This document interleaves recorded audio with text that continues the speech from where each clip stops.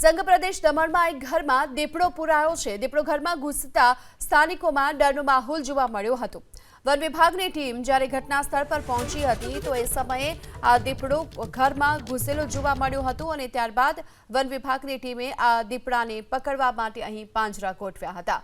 તો દમણમાં એક ઘરમાં દીપડો ઘૂસી ગયો હતો અને જેના કારણે સ્થાનિકોમાં ડરનો માહોલ જોવા મળી રહ્યો છે। ત્યારબાદ વન વિભાગની ટીમ અહીં પહોંચી હતી અને ઘટના સ્થળે હવે પાંજરા ગોઠવવામાં આવ્યા છે। જ્યારે ઘટના સ્થળ પર પહોંચી હતી તો એ સમયે આ દીપડો ઘરમાં ઘૂસેલો જોવા મળ્યો હતો અને ત્યારબાદ વન વિભાગની ટીમે આ દીપડાને પકડવા માટે અહીં પાંજરા ગોઠવ્યા હતા। તો દમણમાં એક ઘરમાં દીપડો ઘૂસી ગયો હતો અને જેના કારણે સ્થાનિકોમાં ડરનો માહોલ જોવા મળી રહ્યો છે। ત્યારબાદ વન વિભાગની ટીમ અહીં પહોંચી હતી અને ઘટના સ્થળે હવે પાંજરા ગોઠવવામાં આવ્યા છે।